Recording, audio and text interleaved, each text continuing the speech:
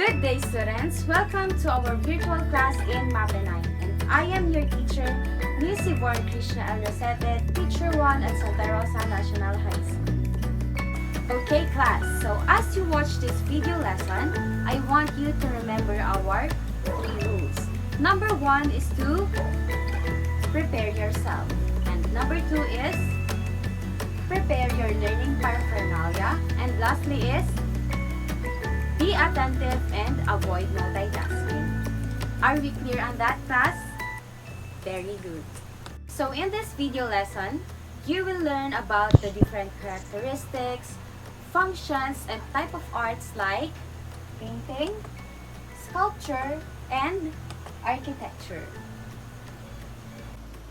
So after going through this lesson, you are expected to analyze art elements and principles in the production of work following the style of a Western and classical arts.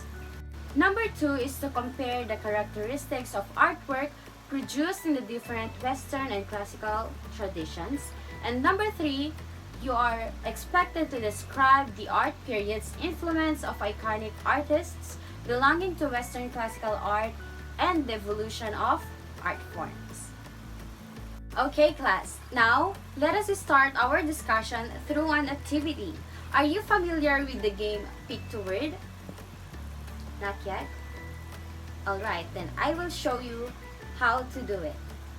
So the mechanics of this game is that you will read 2 pictures that are combined to create a word or phrase. For example, I have here 2 pictures.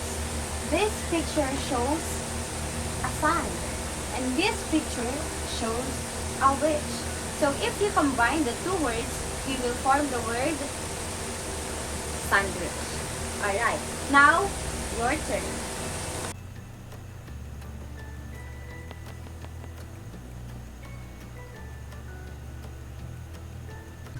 Wow, very good. So the answer is painting.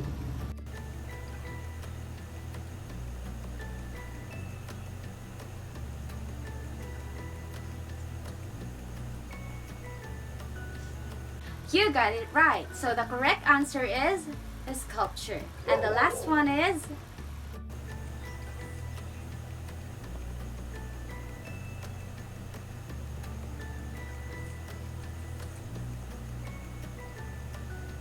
wow, very good. So the correct answer is architecture.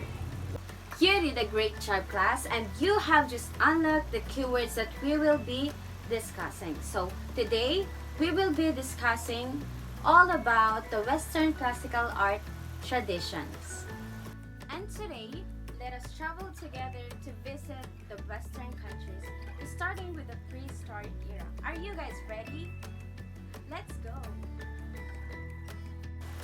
In the history of art, prehistoric art is all art produced in pre-literate and prehistorical cultures beginning somewhere in very late geological history and usually continuing until that culture either develops writing or other methods of record keeping, or makes significant contact with another culture that has and that makes some record of major historical events.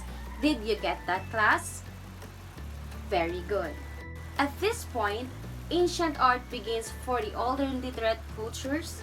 The end date for what is covered by the term thus varies greatly between different parts of the world. Prehistoric art. This era includes all human existence before the emergence of writing.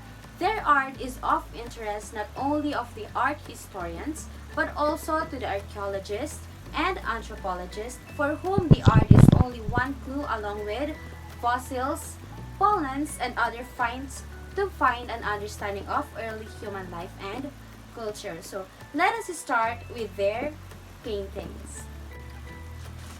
Their paintings were found inside the caves, which may have been their way of communicating with each other. It may also be for religious or ceremonial purposes. These paintings may be more an artifact of the archaeological evidence than a true picture of human first created art. Prehistoric drawings of animals were usually correct in proportion. This is a sample of painting in the prehistoric art, and the name of the painting is The Cave of Lascaux. The dominant features in this painting were large animals native in the region. It was discovered on September 12, 1940, and given statutory historic monument protection. The painting has nearly 2,000 figures composed mainly of animals, human figures, and abstract designs. Some sections have been identified inside the cave, such as the Great Hall of the Bulls, the lateral passage, the shaft of the dead man, and the chamber of engravings. Materials used in this sculpture vary according to the region and locality. Archaeologists believe that their sculpture is a result of natural erosion and not of human artistry. Frequently, carving may have mythological or religious significance. So this is an example of a sculpture during the prehistoric era. The name of this sculpture is Venus of Willendorf. It is carved from limestone with excessively heavy breast and abdomen used as charm to ensure fertility. We also have another sculpture. The name of this sculpture is Venus of Brass Employ. It is a sculpture of a lady with a hood. It is a fragmentary ivory figurine from the Upper Paleolithic era that is realistically represents the human face and hairstyle. Did you get that? Alright, let us proceed to their architecture. Man has developed a form of architecture based on megaliths, meaning a big rock. From the Greek word lithos means stone, and megas means big. This architecture is made of huge stone blocks, which were probably intended for burial. Megalithic monuments have always ignited man's imagination. It provided plenty of legends and superstition. During this era, stones and rocks were associated with divinity. So these are examples of architectures during the prehistoric era. So there are three main types of megalith stones. Number one, we have the menu. It is a huge stone standing vertically on the ground, usually standing in the middle of the field or arranged in rows. Number two, we have the dolmens. The word dolmen originated from the expression dolmen, which means stone table. These structures are in a form of table consisting of two huge standing stones supporting a horizontal giant stone. It is believed that it is served as a grave or as an altar. And lastly, we have the cromlech. It is a Brythonic word where crom means bent or curve, and lek, which means slab or flagstones. Literally, it is a circle of standing stones. Did you get that? Very good.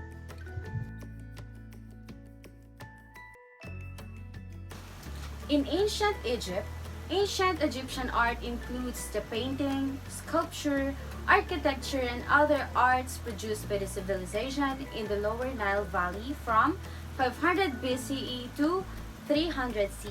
Ancient Egyptian arts reached considerable sophistication in painting and sculpture and was both highly stylized and symbolic. So let us also start with their paintings and also with their sculptures and architectures.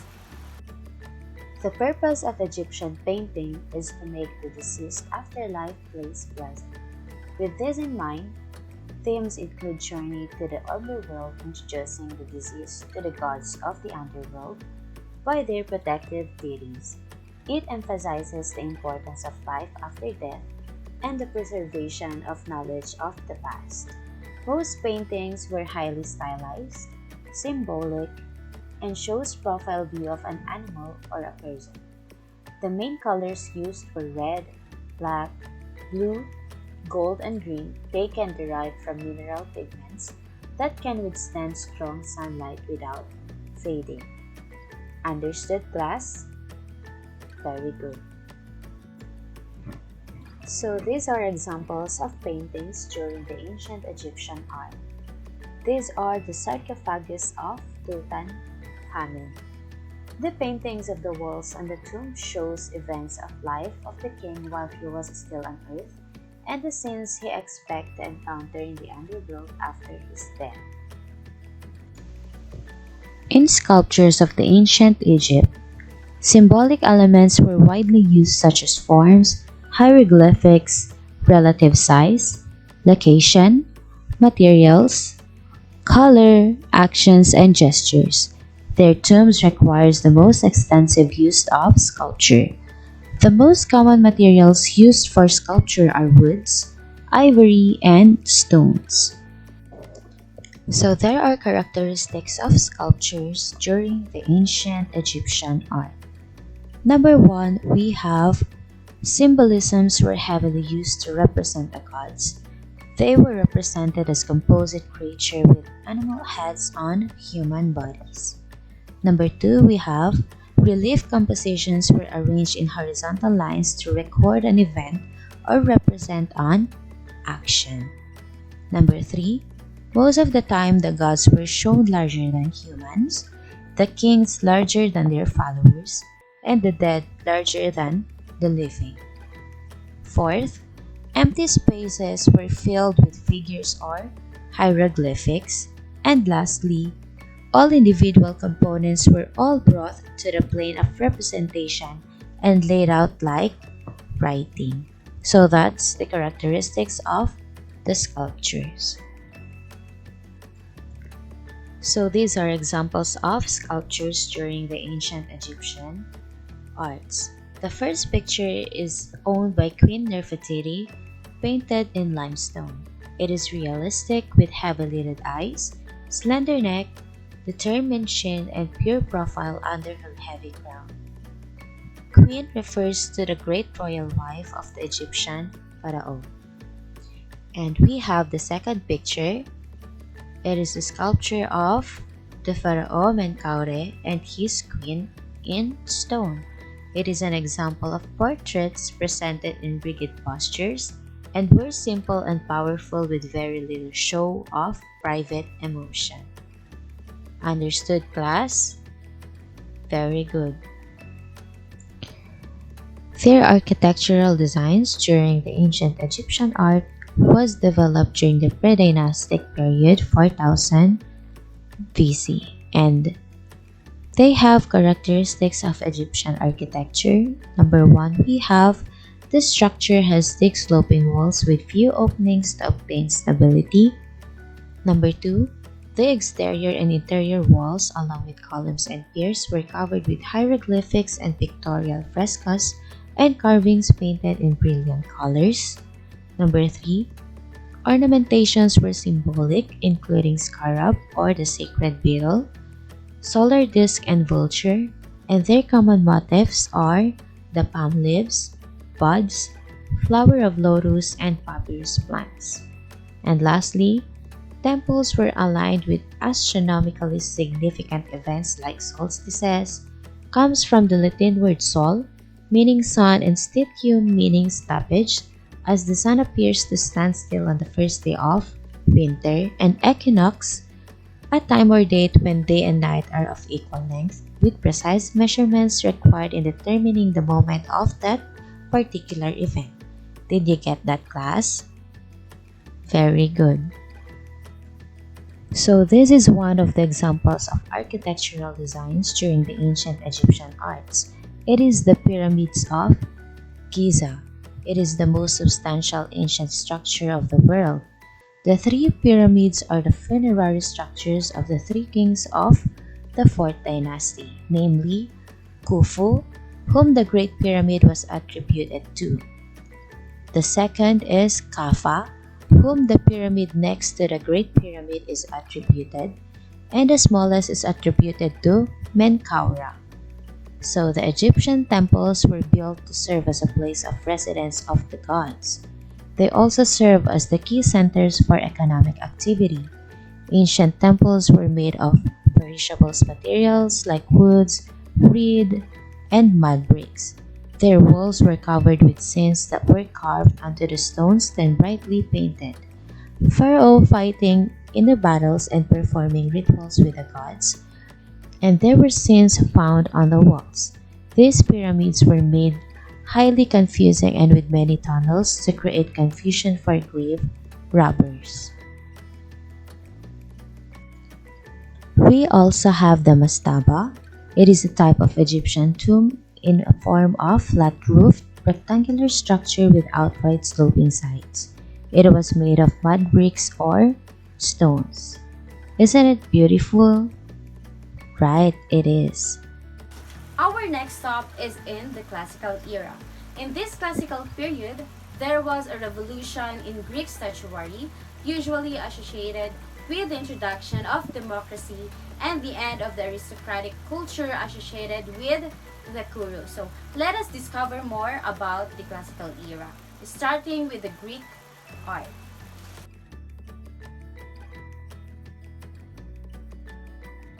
In Greek art, ancient Greek art stands out among that of other ancient cultures for its development of naturalistic but idealized depictions of the human body, in which largely nude male figures were generally the focus of this innovation. So let us see if the claim of the Greek art era is true. Let us start with their paintings. Paintings during the classical era were mostly commonly found in vases, panels, and tombs. It depicts natural figures with dynamic compositions. Most of the subjects were battle scenes, mythological figures, and everyday scenes that reveals a grasp of linear perspective and naturalist presentation. In Greek paintings, we have these most common methods of Greek painting. Number 1 is fresco. It is the method of painting water-based pigments on a freshly applied plaster, usually on a wall surface. Colors are made with grind powder pigments in pure water, dry and set with a plaster to become a permanent part of the wall. Ideal murals, durable, and has matte style. We also have the encaustic. It is developed to use by Greek shipbuilders who use the hot wax to fill the cracks of the ship. It is soon pigments, or what we call the colors, was added and used to paint a wax hull. Did you get that? Very good. So these are examples of paintings during the Greek art. In vase painting, we have the Judgment of Paris. In panel painting, we have the Pizza panel. And in tomb or wall painting, we have the Tomb of the Diver. Early Greek sculptures were tense and stiff. Their bodies were hidden within enfolding robes. After 3 centuries of experiments, Greek sculptures had finally evolved and showed all the points of human anatomy and proportion. One of the most popular styles of the Greek sculptures was the Hellenistic style. Hellenistic denotes a preference in sculpture for more elaborated patterns, mannered arrangement of figures and groups, and an emphasis on the representation of movements for dramatic effects. So this is an example of sculpture during the Greek art. This is the Myron, the Discobolus. This shows an attitude of maximum tension, full of compressed energy and about to explode an action. Alright class? Architectural designs during the Greek art is composed of 3 types of architectural designs. Number 1 is the Doric, number 2 is the Ionic, and number 3 is the Corinthian. So, it is an example of architectural design during the Greek art. And this is what you call the Parthenon. It is the greatest classical temple, ingeniously engineered to correct an optical illusion. The columns were slightly contorted, swollen at the center, and leaning inward to correct what would otherwise have been an impression of deadness and top heaviness.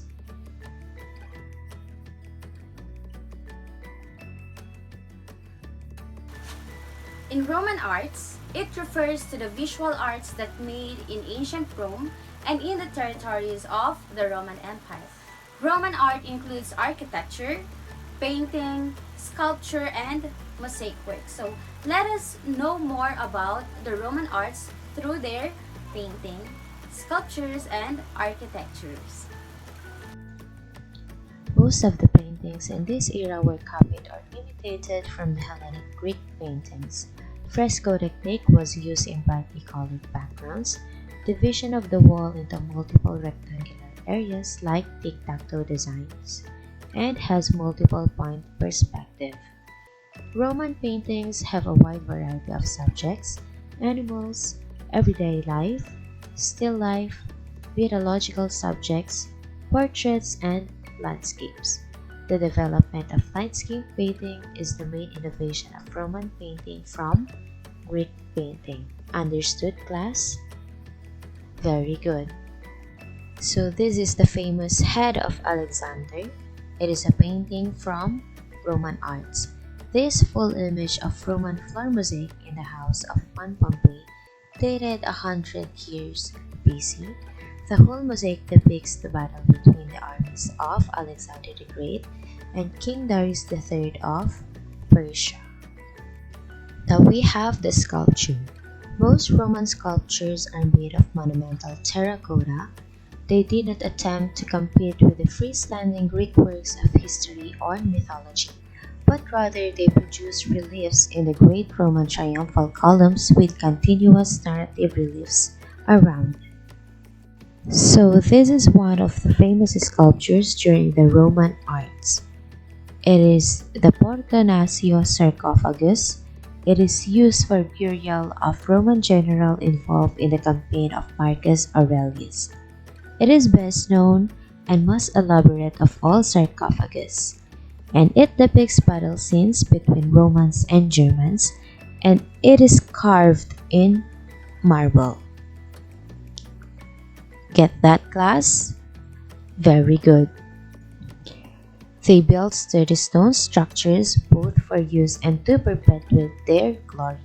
The emperors erected huge halls and arenas for public games, baths, and processions. They built them for gigantic arcs of stones, bricks, and concrete, or with barrel vaults. So this is one of the famous architectural design in Rome. It is the Colosseum. Down to our last stop, which is the medieval era, where Western world covers a vast scope of time and place, over 1,000 years of art in Europe, and at times in the Middle East and North Africa. It includes major art movements and periods, national and regional art, genres, revivals, the artist's crafts, and the artists themselves. So let us know more about the medieval era, starting with the Byzantine art.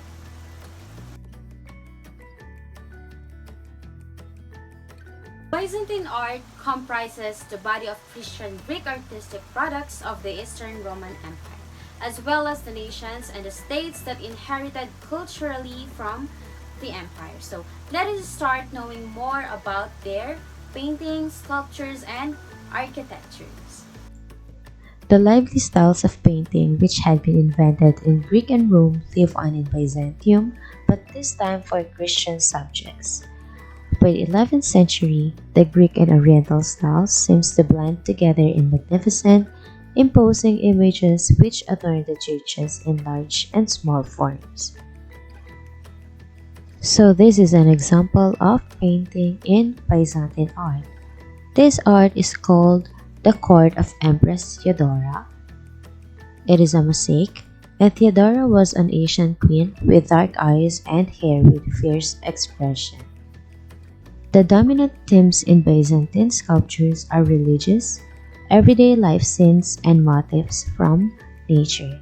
Animals were used as symbols, like doves, deers, peafowls, while some had acrostic signs, forms of writing in which taking the first letter, syllable, or word of different lines and putting them together that it can be read as a message. It contained a great theological significance. So this is an example of a sculpture during the Byzantine art.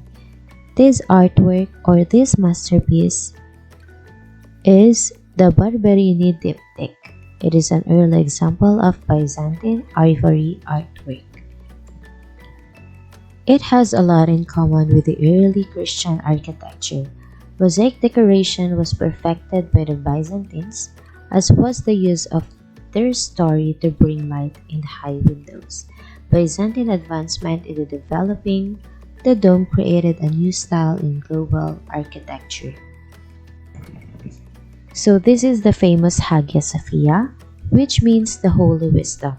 It narrates how a magnificent construction transformed from being a church into a mosque and what is now known as the Hagia Sophia Museum, one of the biggest domes ever created with 108 feet in diameter, and because of its grand size, it can still be seen from miles away.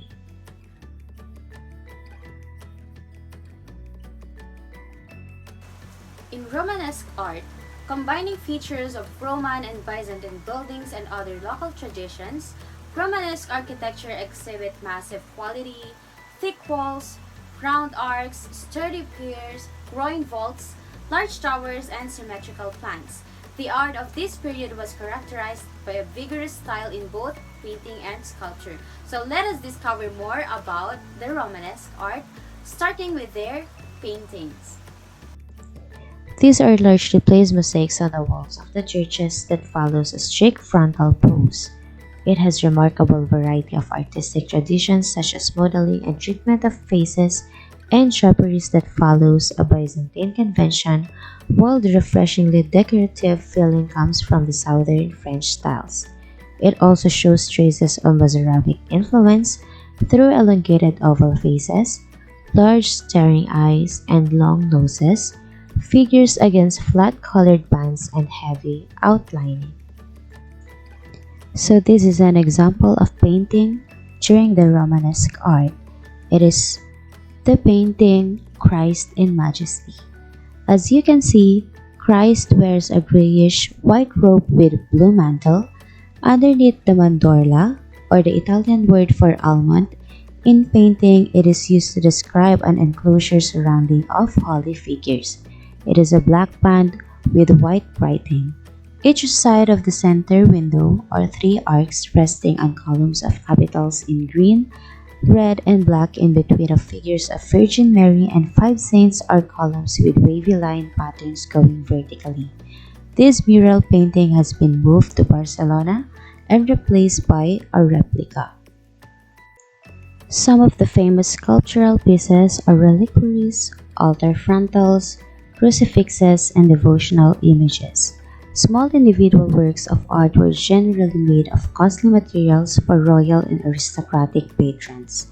These lightweight devotional images were usually carried in the processions, both side and outside the churches. So this is an example of a sculpture during the Romanesque art. It is the Last Judgment. It is an architectural element within the arch or pediment of West Portal, Cathedral of Saint Lazare, Autun, Burgundy, France, at 1120 to 1135 by Giselbertus. Romanesque architecture displayed solid masonry walls, rounded arcs, and masonry vaults. It is a period of great building activities in Europe. Castles, churches, monasteries arose everywhere. The doorways of Romanesque churches are often grand sculptured portals.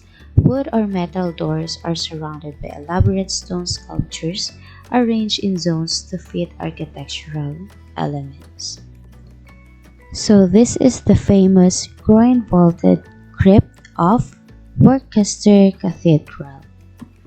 It's so beautiful and I want to visit that one day. I hope you do too.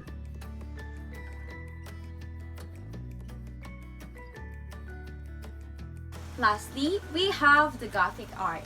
Gothic art was a style of medieval art that developed in the northern France out of the Romanesque art in the 12th century AD, or Anno Domini, led by the concurrent development of Gothic architecture.